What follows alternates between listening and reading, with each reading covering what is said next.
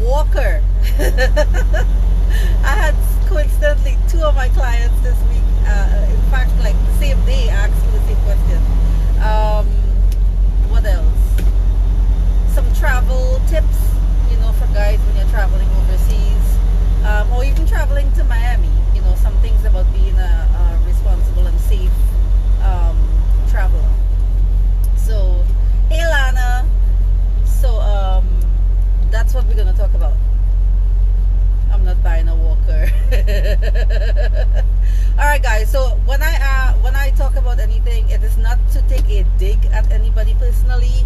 It's just that when I see some people ask the same questions over and over, including myself at one point, or even emotions that you feel while you're recovering post-op, you know, I go through some of those emotions myself. So it's not like I'm immune to feeling depressed on one day or impatient or whatever. I go through that as well myself sometimes. So it's not to take a personal dig at anybody that, you know, you're feeling like this, so that's dumb or stupid. It's not. It's just that more than one person may have the same question or they may feel the same feeling, and that's why I want to discuss it. So if you ask me a question and then in my DMs and then I'm discussing it in a live, it's not because I think you're asking me a dumb question or you're stupid or whatever. It's because I feel like other people can learn from your question because they may also have the same question, right? Lana said, I almost did. I will shamelessly admit it. So it wasn't only you, Lana. It was somebody else also asked me the same question as well.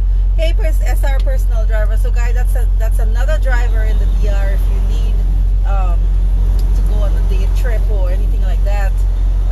Contact him as well, and he speaks very good English. I mean, fluent English. So these are people that I always recommend to you, that I know always get good reviews from, you know, other customers and dolls and stuff like that. So I know you guys are going to be in good hands with them. I know I can't hide the Trini accent. That Trini accent is there. And sorry about the bumping up and down. If, you know, the video is looking blurry, whatever. Roads are rough. So, all right. So let me talk about the chicken butt first. What is chicken butt? How you can prevent it? Chicken butt, if you guys never heard that term in the surgery world, is when, you know, like the bottom of your butt cheek, the bottom of your booty, you know, your crack is here and then you have butt cheeks on both sides. So when people are in the incorrect size faja and it is too tight, so the fabric in the butt cheek part of the faja is not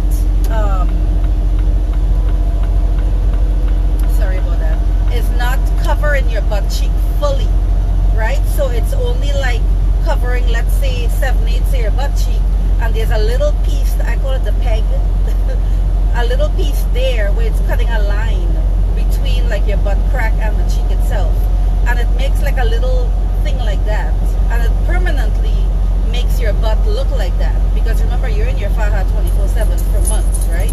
So that's going to be a permanent mark, and it's permanently going to look like that. The only way to correct that is to have another fat transfer, not a full BBL, but another fat transfer where they inject fat in that area to correct it. I have a friend that she didn't get chicken butt, but she got a line on her butt cheeks because she went to Colombia to Dr. Plaza, and she, I don't know what they told her over there in Colombia. She was wearing her panties inside her faja, not on the outside. So because she was wearing the panties on the inside of the faja, it made this really terrible line on her butt cheeks like that, and it permanently left that line. Like, you know, she's now 3 years and stuff, and the line is still there. You know, so the only way to correct that is you have to undergo again another fat transfer to maybe, hopefully, it will fill in that dent, that line. Or if you try cavitation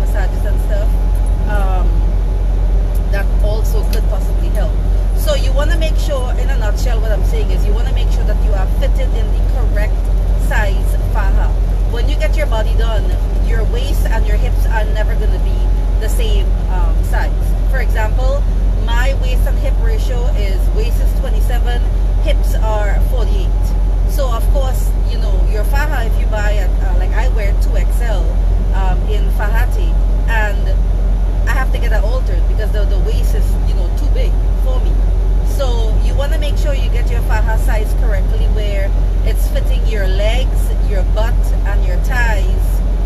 Not super tight, but it must be firm. And then your waist part is going to get altered to whatever it is, size small, extra small, you know, and then the 2XL would be for your butt and hips, whatever.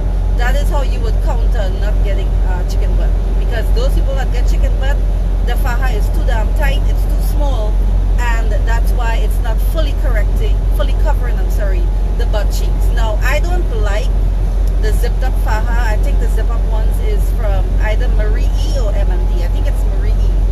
Marie E has a faja that has a whole zip in your whole crotch. Guys, I have heard people say that when they were zipping up the faja back, because they have to unzip it so they can pee and poop, right? They zipped up their vagina lips, and that hurt like a mother. So my advice is, do not buy that faja that has the zipper where it zips up the whole, you know, vagina butt area. Different brands that comes with the slit in the crotch and it's already open. My personal favorite, Fajate, M&D, Melly Belt, Diane and Giordi, I believe Tributo, Contour Fajas. They all have the slit in the vagina area where it allows you to pee and more than likely poop. I have my faja customized where the slit is extended, so I can poop without having to take my faja off at all. Most of the fajas come where the slit is only enough for you to pee. So when you gotta poop, you're gonna take the whole damn faja off. And if you wear your faja nice and tight like I do, what do you call it? You're gonna need help to put your faja on. Like I cannot put on my faja myself, none of them. The Fajate or the Lipo Express. My hubby, he has to be the one to put them on for me, because even though I keep my nails short, and you need that, because ladies, if you have long nails, you are going to be in a whole heap of trouble if you're going to be trying to put on your faja yourself and you have your faja nice and tight. If you have it kind of loose or kind of slack, then you're not getting the true compression and the true benefit of the faja. You know? So you do want to have your faja not super tight like it's killing you, but it needs to be nice and firm, so it's giving you that compression that you need to get that fluid going down, to get that inflammation and swelling going down, and to also help with getting your skin. Remember the cannula, when they're lipoing you and when they do the tummy tuck and they lift your skin off your entire torso, that also needs to stick back to the abdominal muscle wall. So that's also another reason why you want your faja to be nice and tight. Like I said, not crazy tight where it's, you know, super painful and it's uncomfortable, but it cannot be, you know, comfortable or loose. It has to have a certain amount of firmness to it. So let me see if you guys have any questions before we move on to the other little points I wanted to talk about. Alright, so I don't think I see any questions. Alright, so the next thing I wanted to talk about, I told you guys, was the walker. I know Butterfly Recovery House has a walker, or maybe they have more than one, I don't know, but I know they have one for sure. Where after a tummy tuck, you guys can use the walker at Butterfly Recovery House. Ask your recovery house if they provide walkers as well, because everybody heals differently, guys. I can only tell you guys my journey, my experience, what I went through, what I did and what worked for me. But some of you guys will not be getting into your stage 2 faja or your ab board for weeks. Some of you guys may not be getting a massage. Like I have one customer, she had surgery this week, and it's been about a week now she's had surgery, and she just had her first massage today. Now, her doctor, Robles, I don't really agree with a lot that woman does. But you know, to each their own. I'm not going to tell people don't go to this doctor or don't go to that doctor, because the only way I'm going to say that is if I think the doctor is really fucked up and they're going to do something that's detrimental to your health and your well-being and your life.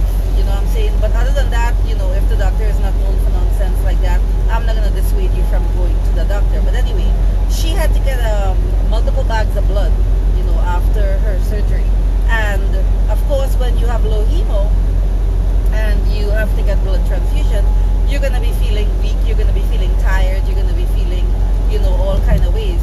And then on top of that, to make it worse, after that tummy tuck, you are now going to be filled with so much fluid.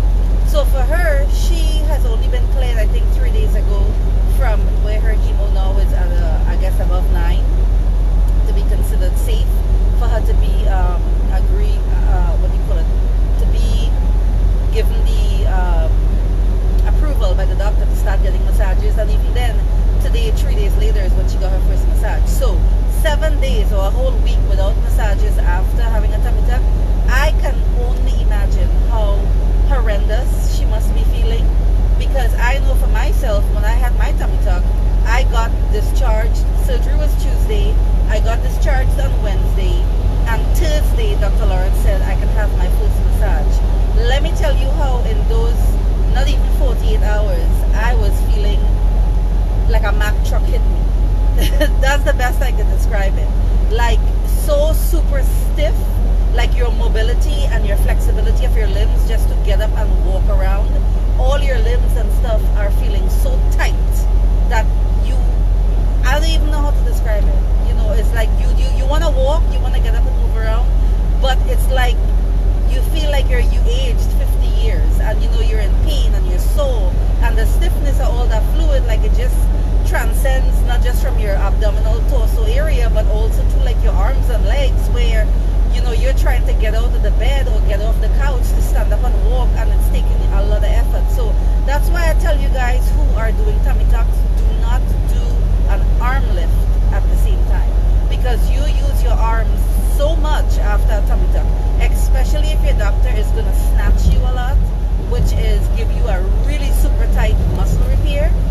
For me, that's why I think my waist is so small, because Dr. Laurent did my muscle repair super tight. So that's what gives the, you know, the small waist. And my muscle repair was so sore for about 6 months, until finally that burning feeling, like if you cough or you sneeze or you have an orgasm, finally that went away at about 6 months. That's how long that burning sensation with the muscle repair lasted for me. The tummy tuck area is numb, you know, your incision site and stuff, that's numb. Because when they stick you with that needle, you don't even feel it. You don't even know what they're doing down there, to be honest, unless you look. You don't feel it at all. And then of course your lipo areas, you know, lipo is the devil. That hurts 10 out of 10, you know. So for me, the tummy tuck incision itself did not really hurt. It was the muscle repair and the lipo that hurt the most for me. So I can, like I was saying, I can only imagine how terrible, you know, she must be feeling for not having a massage for a whole week. That's a really long time. What about arm lipo and tummy tuck at the same time? Arm lipo, yes, that one you can do, because yes, your arms are going to be with fluid, it's going to be swollen, it's going to be, you know, like any lipo area, it's going to be hurting, it's going to be stinging, whatever. But it's not going to be where you have stitches that can bust open as soon as you move your arms and put any weight on your hands. Because when I had the tummy tuck, just for me to go from laying down on the couch to then go to sitting up and then to go to standing up, for me to do that on my own without help from anybody, and let me tell you guys, after surgery I was determined to be super independent, so to speak, and not sorry about the shaking of guns, and not have to call my hubby or Elaine every minute, help me with this, help me with that. You know, I wanted to do a lot of things on my own, especially like walking around and movement, because that's also a way to prevent you getting blood clots. You have to be active, not walking for half an hour, you know what I'm saying, but you definitely don't want to be laying in bed for 6-8 hours without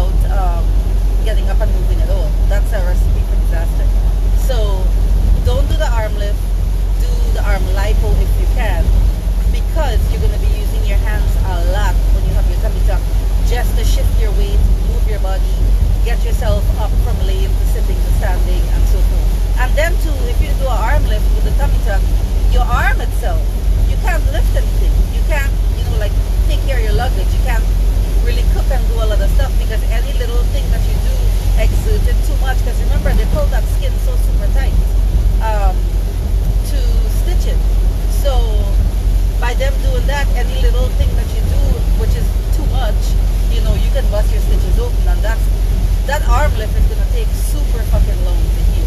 I mean, like maybe 3 months when I say long. And who it is that is not gonna want to use their arm for like 3 months at a time, you know? So welcome, honey. So that's one thing I would recommend to you guys in regards to getting your lymphatic massage. Depending on how you feel, depending on what your doctor say, depending on what your masseuse say, you gotta make an informed decision based on how you feel, what your body is telling you.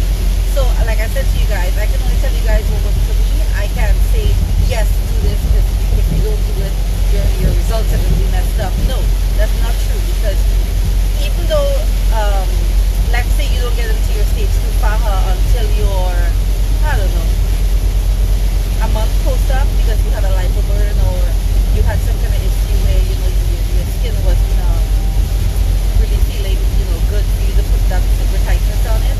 You can still mold your body, because molding your body and getting your Faja and wearing your Faja and stuff, that doesn't stop after 60 days or 90 days or whatever. So my advice to you guys is listen to your body. We all feel differently. My personal experience, what I did with the stage 2 Faja was when I got my first massage, which was after the tummy tuck, because I'll tell you guys for tummy tuck and I'll tell you guys for 360 lipo what I did. So for tummy tuck, I got surgery on Tuesday, discharged on Wednesday, my first massage on Thursday. So I'm in my stage 1 Faja all this time, right? Then Friday, which is day 3 post-op and my second massage, John came with my stage 2 Faja. He went to the Fajate store, got it for me, took it to Alexander, got it altered to fit my body. And second massage, John had me in my stage 2 Faja with my ab board and all my pointy pads. And from that point on, I was in my stage 2 Faja with my ab boards. I didn't have any issues with lipoburn or anything like that. My hubby, he had 2 small lipoburns where they were around the incision site where the cannula went into the lipo. And even with the little small lipo burns, John put the poisy pad to make sure and pad that area in my husband so that the Faja and stuff doesn't rub on it and make it worse. And he was in his stage 2 Faja and ab board as well. So not because you may have a lipo burn mean you shouldn't be in your stage 2 Faja.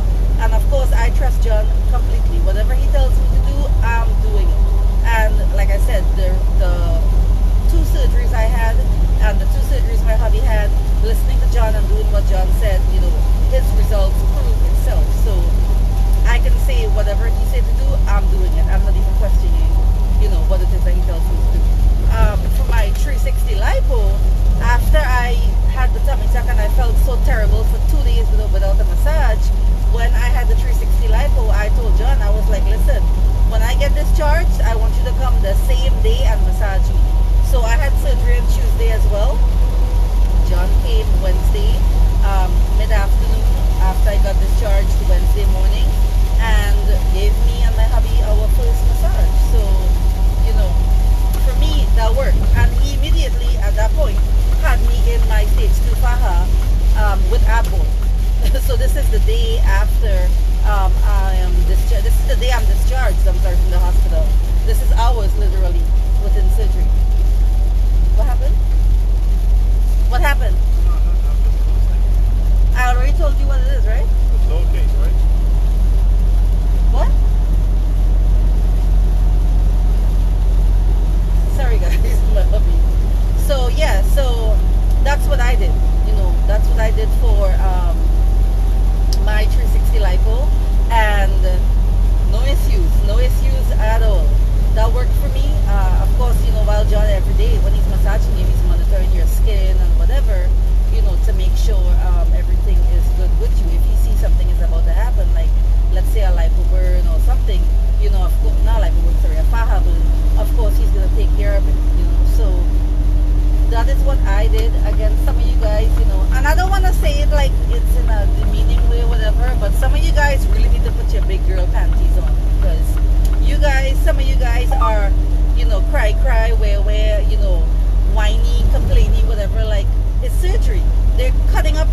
they're cutting off parts of your body. Like, aren't you not expecting to be in pain? You know, you gotta put on your big girl drawers. You gotta fucking, you know, mentally tell yourself, okay, I'm gonna be in pain, and, you know, deal with it. So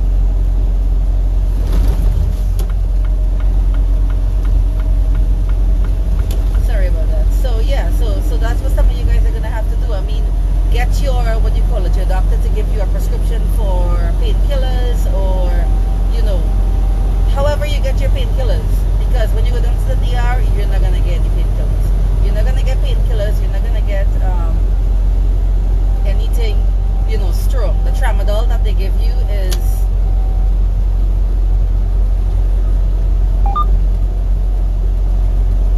sorry guys.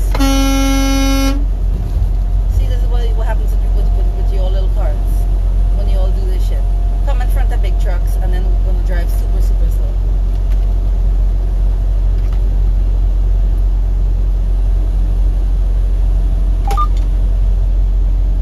Sorry. So let me see what else you guys are asking me.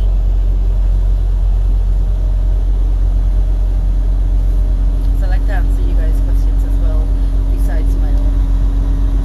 I be having my own little agenda, what I want to talk to you guys about. What about tummy tuck and BBL together? I'm assuming this is you are legally, you're going to, what do you call it, to Miami, because tummy tuck and BBL is a given in the DR. And I know in Miami, I don't think doctors even do that, right? You guys have to come and do that separate. Okay, so let me talk about that. Tummy tuck BBL, that's a given in the DR. When you go for surgery, you get a, what is it? You get not lipo 360. So please stop saying the wrong shit. You don't get lipo 360. You get lipo of the sides, which is by your rib cage, your back, you know, your back rolls, and that's it. And then, you know, down by your waist and stuff. They do not lipo the front part of your torso when you are getting a tummy tuck. And that's the fat that they use from your back fat to put into your BBL. So they'll lipo your back, do your BBL, then flip you over on your belly and do your tummy tuck last. That's how, that's the what you call it, the sequence of events of how they do the procedures. So that's a given in the DR. In Miami, I guess they do what they call mommy makeover, is a tummy tuck on your breasts. And then you gotta come back for lipo and BBL, I'm assuming. I don't know, you guys, you know, I don't like Miami doctors. I don't like American doctors in general. I'm not even gonna front and pretend. So I'm not even gonna be like, yeah, go to Miami and get your body done. No, Miami's not my favorite. And somebody asked me, do you have kids? No, I do not have kids, and thank you for the compliment. Which is another thing that people always ask. So they're like, oh, well, I don't want to have a tummy tuck because I want to have more kids in the future. Guys, a tummy tuck has nothing to do with you getting pregnant in the future and having another child. As a matter of fact, it's a plus if you get a tummy tuck and then have another child later on in the future. Yes, I want to have a child or children in the future. No, I don't have any kids right now. Yes, I had a tummy tuck, lipo, breast done, whatever. And guess what? After I have my little 1 or 2 babies or whatever, I'm gonna go back for a little nip tuck, whatever I need to get done. When you have a tummy tuck and then you get pregnant after, what happens is you carry small, you have a small tummy because of that muscle repair being so nice and tight. That's why you don't carry a big belly. And then your snap back is real quick because, again, of that muscle repair. So within weeks of you giving birth, you're going to have a flat belly again, like you're going to look like you didn't even have a baby. So those are the actual pros of having a tummy tuck and then getting pregnant after, if that happens. Because I know a lot of people, after they get snatched and their body looking nice, and you know, you start having more sex with your partner and whatever, and then boop, you're pregnant. You're pregnant within months of your tummy tuck. So have no fear. That is what happens and what the consequences are. I see you had all set when you had your surgery. You had all set? Huh? I don't understand what you mean. I don't understand what you mean you had all set. Okay, I don't know. Rewrite the question so I don't know what you're saying. Do you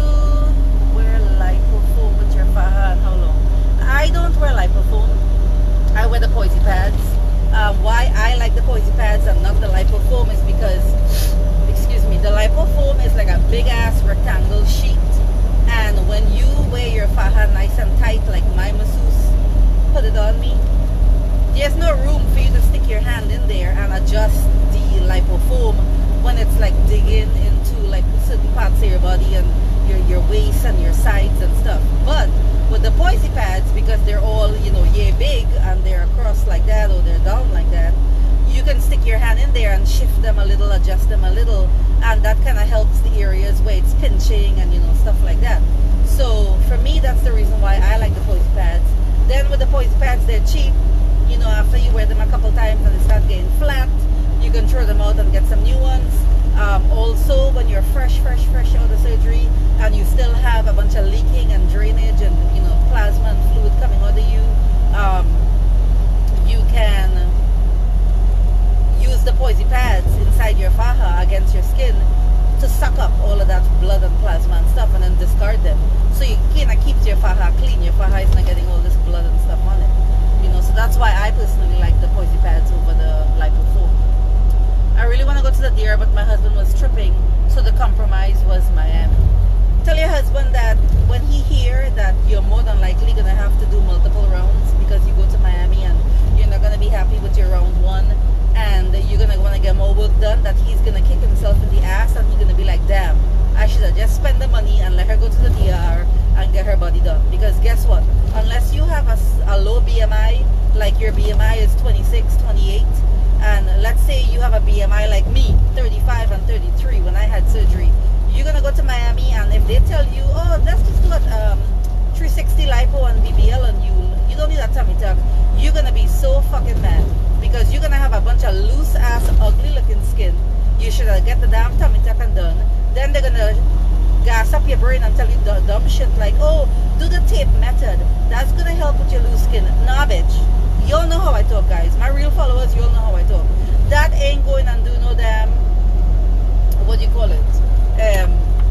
Tape up no loose skin when you're a big girl. If you're a little skinny little jit and you know, you're young, you're like in your 20s, whatever, and you got that nice firm skin already, so you snap back and your skin retract really good, yeah, the tape method will work for you because you're skinny, you're slim, you don't have a lot of loose skin, and you're young, so your skin has a lot of collagen still in it. But if you, like me, 40 years old, and you have a BMI of freaking 35 like I did, bordering on 36, it ain't gonna work. You're gonna be wasting your money going to Miami, getting 360 lipo and BBL, and then you're gonna be saying, and guess what? I don't know if it's the doctors in Miami or if it's the surgery coordinators, if it's their secretaries in the front desk or whatever the hell they call themselves, surgery coordinator or whatever, be giving you all wrong information, make you all spend your all money, come down there, do this 360 lipo BBL, damn well knowing you need a tummy tuck to get a nice super flat stomach and get rid of that loose skin, and don't tell you that, right? And then you go back home, you heal, 6 months later you're like, fuck, I hate how I look, I need to go and get this loose skin removed or whatever. And guess what? You're gonna go possibly back to the same doctor or another doctor and give these people repeat business when you should have just gone to the damn DR and get a tummy tuck, one round, and get that done with. Now you spent double money because either you were being cheap or you were being misinformed and you didn't do proper research to know what kind of foundation you have and what type of surgery will be best for the kind of foundation that you have. Guys, for the new followers, you guys may not know how my mouth is and how I am. I don't sugarcoat shit. Y'all are grown ass fucking adults. I am not about to talk to y'all like you're 5 years old and you're all about to cry and I gotta save your feelings. I'ma tell you the real, I'ma keep it 100, and there will be a couple of cuss words in there as well while I'm doing that, while I'm keeping it real. You know, so I'm not about to pick up for any doctor and be like, you know, put my head on a block and be like, yeah, this doctor, I live for him and his results and whatever. No. Everybody is in the surgery world for money, okay? Doctors, recovery houses, nurses, drivers, overnight nurse, everybody you come into contact with in the medical tourism field is in it for money. Nobody is in it for charity. It's a business everybody's running. So if they can bamboozle you and tell you, do 360 lipo BBL, and then your ass unhappy, and you gotta come back and do a tummy tuck afterwards to get rid of the loose skin, that's repeat business for them or for another doctor, you know, and making you spend double money. So the one who's talking about your husband talking about he don't want you to go to the DR, and he wants you to go to Miami instead. I live in Miami. I have been living in Miami since June of 2000. And I will never let a Miami doctor touch my dog, Big Toe, furthermore to touch my body. And that's keeping it real and 100 for you all. And I say this to you guys all the time. People like, you know, if you guys live in Chicago, you live in Indiana, in Illinois, wherever, you guys don't see the local news that we see in Miami. So the shit that we see on the news with all these surgery centers and strip mall, and when you go down there, you're shocked. You're like, wait, what the fuck? This is where I'm having surgery? There's a sandwich shop right next door? Yeah, bitch. That's how Miami's, I call it chop shops. That's how Miami chop shops are. And you guys don't see this because you don't live there. You don't live in Miami. You don't see our local news. You don't see all these doctors that you all love so much and want to fight for and argue for and do all this dumb crazy shit for. They're just not for the money. And they're glad you calling their name and spreading their name so they can get more customers. So me, I'm not putting my head in a block for nobody. Okay? I'm paying you for a service, and if you do good, I'm going to talk about it. If you do bad, I'm going to talk about it. I am not no die-hard stand for no damn doctor. If I see bullshit, I'm talking on it. Who don't like it? Oh well. It's still going to come out of my mouth. I ain't going to stop. So, talk to your husband about that. Ask him if he want to spend that 2-3 different rounds money for you to go back and get, you know, multiple rounds of surgery to get the body you want. My sister got a breast lift and her lactation consultant said it seems like she'll have milk. If your doctor is knowledgeable when it comes to breast lift and reduction and stuff like that, then breastfeeding, even if you get breast implants, breastfeeding, having nipple sensation, having your nerves reattached with your nipple, because remember when they do a breast lift and reduction, they remove your entire nipple and cut the areola, resize it, and then put it back on there, you know. So if your doctor is knowledgeable, you should still have all use of being able to breastfeed, having nerve sensation, having, you know, sensation in your nipples and stuff. It shouldn't feel like numb or dead, you know, to that degree if your husband touch you or whatever. So that's another thing, guys. If you guys are going to get your breast done, you want to make sure and research your doctor as to how often does he do this procedure, you know, if he just does a lot of tummy tucks only, or he does, you know, a lot of breast implants but not breast lift, you know, things like that. How do you sleep comfortably with your BBL? Me? On my back? All of this foolishness about laying on your belly, driving in the back of the minivan in fucking Miami. They have you all like looking so damn dumb on the internet, taking out your damn pictures, and you all on your damn belly and not laying on your back and all this foolishness. No! Guys, I have talked about this so much times. It's on my YouTube page in all the different lives I do. If you don't want to do your research and you want to be lazy, that's on you. But the information is out there because I put it out there all the damn time. You guys just have to do the research, which is sit your ass down and put your headphones in your ears and do your housework or cook or whatever. You don't have to look at my video. You can just listen to it because I'm not demonstrating anything. In the video, I'm just talking and giving you knowledge and information. So people who are so damn lazy and they don't want to go and look at all the different videos I have, just like this one, talking about all kind of different topics, maybe repeating the same topics again. It's out there. That's on you. That's your self-accountability. If you think that plastic surgery is really fucking easy and simple and, oh, I'm just going to go and they're going to do this to me and I'm going to be good. Nah, bitch. It is not. All them people that tell you, oh, you're taking the easy way out by doing plastic surgery. It is not. The toll on your body and then the emotional toll behind it. Oh my God. This journey is not for the weak-minded. This journey is not for lazy people that are not accountable to themselves by making sure that they do their research and get proper information on what they need to do before, during, and after surgery. Like, that is keeping it as real as I possibly fucking can. So, how do you sleep with your after a BBL? This is what I do. I take my pillows, I put some pillows behind my back, and I have my back at an angle like that. Then my boppy pillow is under my butt, And then the pillows are under my knees and it makes my foot like that. So you're basically sleeping like a V, if that makes sense. Because your back is elevated, your foot is elevated, and then your butt is flat on the boppy pillow. So that's how I sleep. I am a truck driver. I drive every day 10, 11 hours. I sit on my butt for 6 hours, 8 hours at a time without even getting up. And there's numerous pictures on my page showing you guys the size of my butt. You know what I'm saying? So you guys can see like, ooh, you sitting on your butt, it affected your BBL. Let me tell you guys the secret to your BBL. 1, shaping your ass with your faja, and 2, feeding the fat to counter the body's natural absorption that is going to happen no matter if you sleep on your head like a damn bat. Okay?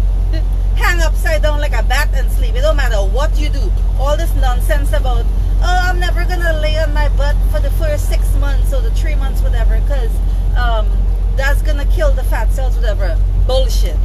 It don't matter what the fuck you do. And you know what? I really wish that some of you guys would put on your big girl drawers, admit you were wrong, and send me a message and be like, you know what? It's true. I didn't sit on my butt at all, and I still lost volume and fat in my butt. It's gonna happen.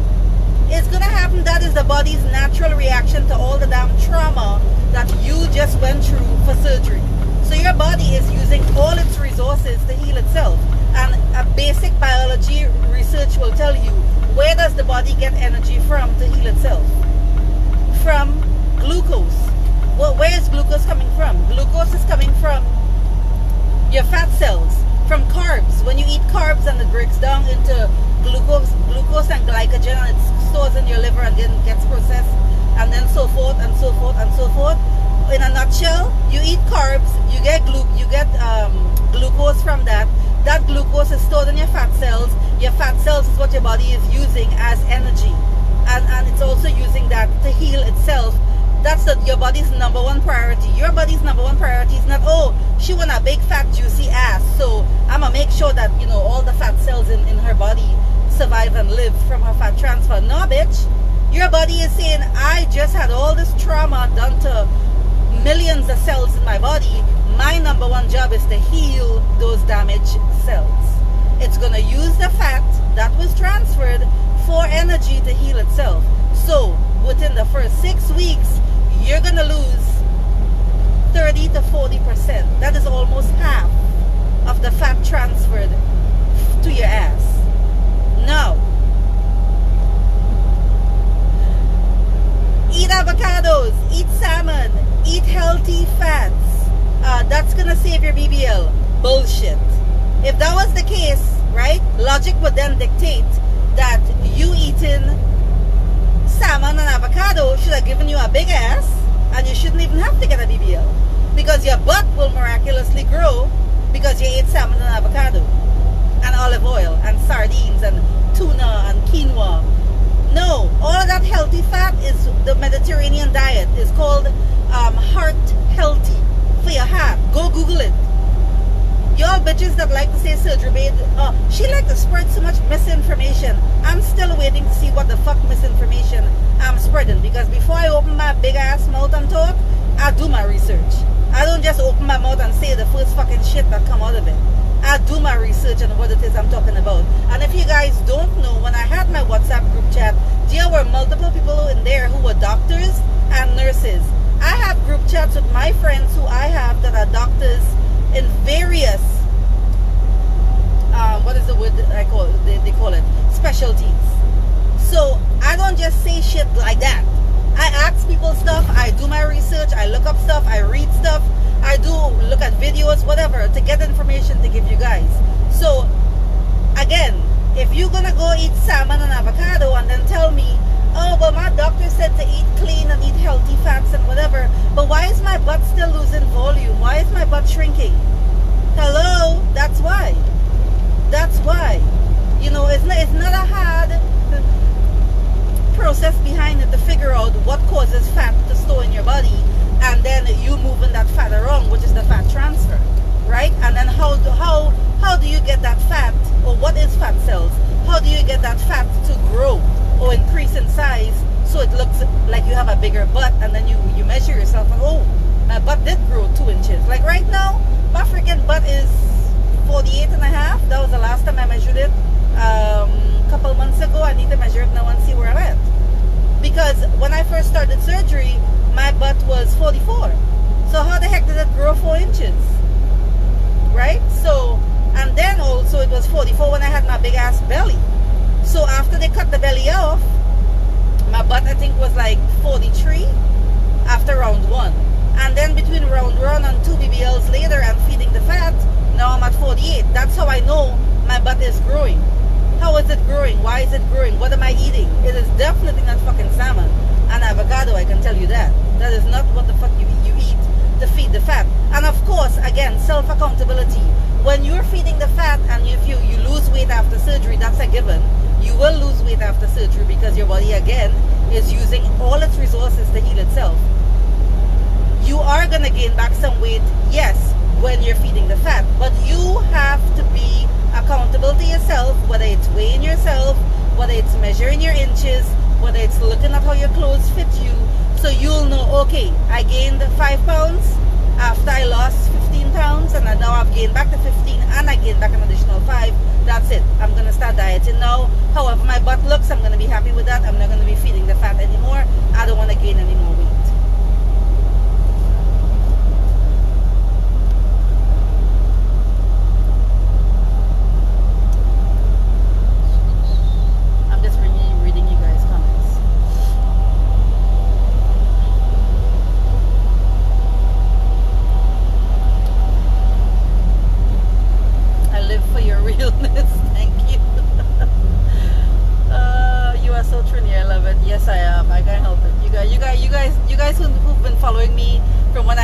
Followers, 50 followers, whatever, you guys know how I keep it.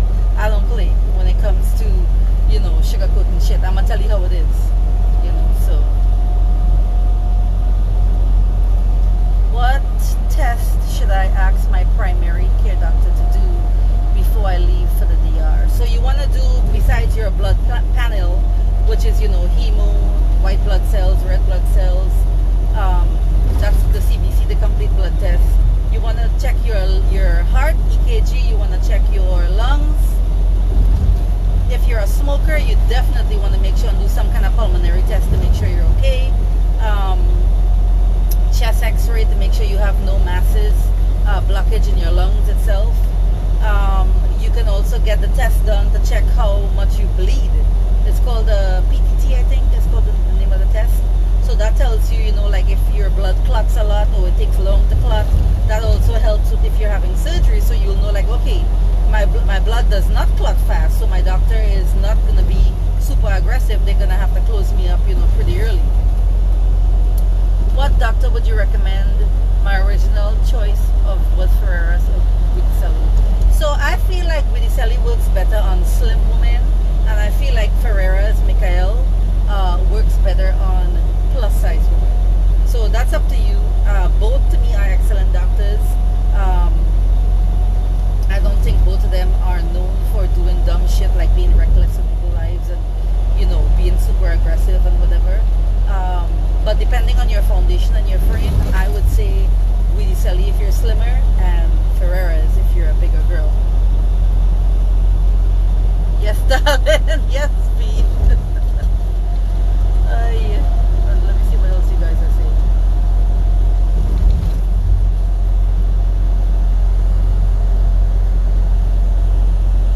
I need to upgrade my S10 to the damn new S20 because now here I'm scrolling and I can't even get the damn comments. What do you suggest we eat for feeding the fat?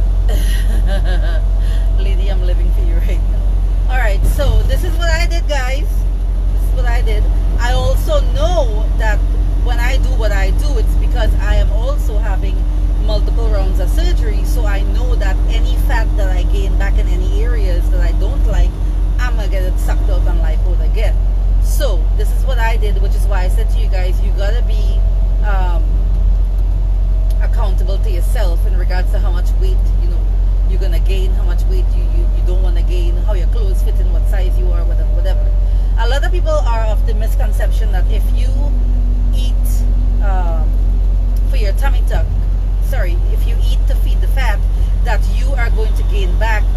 much a weight or fat in your belly. That is not true. Again, if you gain 20 pounds, yeah, you're gonna see some fat coming back, you know, in your belly area or in your back, in your torso. But if you gain 5 pounds or even 10 pounds, you're not gonna be like, oh my god, I need another tummy tuck, my belly looking big again. No, that's not gonna happen. Wherever fat is removed from, that is the area that fat will come back to last. Okay, last. So feeding the fat, what I did, and again let me explain why I did what I did. First of all, for you to need lipo, right, what is it that you've been eating, right? You definitely ain't been eating no damn salad and greens and lean meat and all of that shit. Otherwise you would have been fit and healthy, right? So what have you been eating that made you need to have to get lipo, that you had fat in you that you did sucking out? I'm pretty sure your ass was eating white rice, pasta, regular white potatoes, starch, whatever, white bread, starchy white flour stuff, cake, desserts, a lot of sugar, sweets, drinking soda, drinking Kool-Aid and whatever with refined sugar, eating all these snacks, Doritos and junk food, and who eating hamburgers and pizza and whatever, right? So all these things which are white and starchy, which is not good for us, that we're supposed to eat in very moderate amounts, that is what causes us to be fat. That is what causes us to get fat in our body, and hence we need lipo for that reason. So this is what I ate to feed the fat. The doctors in the DR, most of them will tell you, because the Miami doctors, American doctors, they're the only ones telling you all that dumb shit about eat peanut butter and fucking salmon and avocado. DR doctors don't tell you that dumb shit. Cabral dolls will tell you that Cabral tells them eat every fucking thing but the kitchen sink. Lauren told me the same damn thing. He said for the first 60 to 90 days, I want you to eat everything in sight. You have to eat to counter that fat that you're going to lose during that fat absorption. Dr. Mannion, when I met him and I asked him the same question, he said the same damn thing. Within the first 6 weeks, you're going to lose 30 to 40% of the fat that was transferred. Your butt is going to be looking all kind of crazy ways. It's going to be looking badly shaped. You're going to see the volume being lost. What do you do? Okay, so your fat cells, and I'm just throwing out a number for reference sake, when they do the fat transfer into your butt, let's say you had, before your BBL, you had 25 fat cells in your butt. After the BBL, now you have 75 fat cells. But then you lost 25. So now you end up with 50, right? After the fat transfer. That 50 is not going to multiply and give you 500. To say, oh, my butt grew, the fluff fairy visited, my butt fluffed. No. That 50, for your butt to get bigger, and when I say feed the fat cells, those 50 fat cells are going to get bigger and expand in size. So they're going to go from yay big to yay big. And that's how you see, oh, my butt got bigger. Now I gained 2 inches, you know, when you measure yourself. And that's another thing I tell you guys all the time. Measure yourself after surgery. Because you want to see your waist and your hip especially. You want to see, what do you call it? Those inches. As your swelling is going down and your waist is getting smaller. As your hip, your butt area, same thing. As the swelling is going down, it's going to start getting smaller. And then when you start fluffing and you're feeding the fat and it starts growing again, you're going to see now the inches are getting back. It's going up. It's getting higher. So you want to make sure and measure yourself at least once a week. You know, write it down on a notepad, whatever. Keep a track of it so you can see for yourself, okay, I am making progress, you know, with my surgery. So I ate, because I'm Caribbean, we love rice and pasta. So I ate a lot of fucking rice, pasta, soda. I'm not a big soda drinker. I usually drink like iced tea or not even juice. I usually drink iced tea, to be honest. So I drank soda. I had Wendy's and McDonald's. I'm not really a dessert person either for sweets, to be honest. I probably ate maybe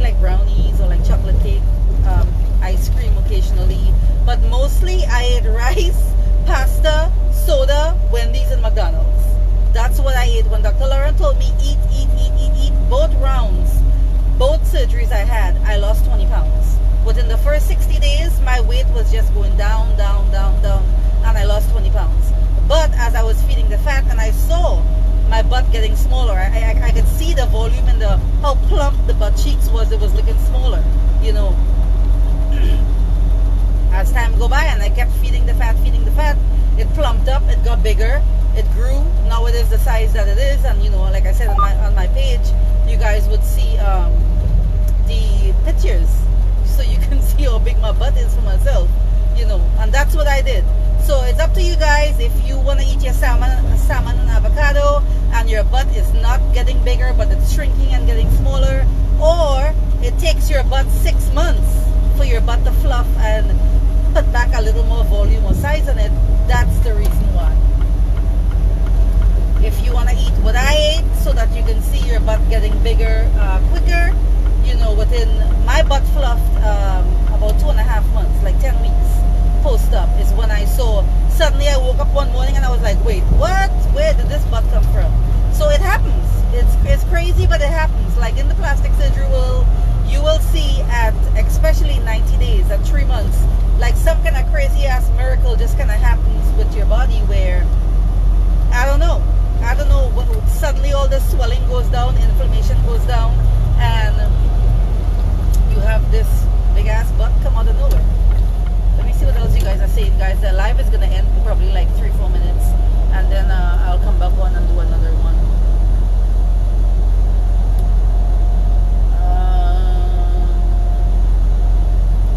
Well, I didn't even talk about the recovery house Airbnb, did I? Skin removal or reconstructive. I like Laurent and Dr. Patrick St. Louis, sorry. What recovery house do you recommend, Butterfly or Royalty? I don't know nothing about Royalty Suites, guys, but I know about Butterfly, so of course I'm going to recommend Butterfly. Do you recommend Airbnb? Would you prefer recovery house or Airbnb? What nurse? Yep, my nurse was Elaine. And all of that is on my link tree. If you click on my profile, your questions will be answered. When do you know the final results of your BBL? After 6 weeks, or is it after the 3 months? 6 months. Any plastic surgery you do, you gotta give it at least. Yep, somebody said 6 to 12 months. You gotta give it at least 6 months so you can your body can settle. And even for me, I didn't do my surgery until a year later because I didn't feel like my body was ready for that. Saved the life. Thank you, this love RB. How do you know if your faja is too loose or tight? If it's too tight, then that's that chicken butt I was talking about earlier. You'll see that happening. Then you're gonna know because you're gonna be feeling like very uncomfortable. It's gonna be digging, pulling in areas, your armpit, you know, your crotch, all of that. So you know it's too tight and too small. And then if it's too loose, then it's probably feeling like spandex or Spanx. You know, it's supposed to feel tight, like sipping air. Bitch, I can't breathe. That's how I wear my faja. You know, because I want the best results. And if I just do it half-ass, mediocre, it's just kind of a little firm, but it's not really tight, and I can breathe fine and move fine, then yeah, my recovery will be delayed even longer. Alright guys, so let me end the live, and I'm going to come back in like 30 seconds.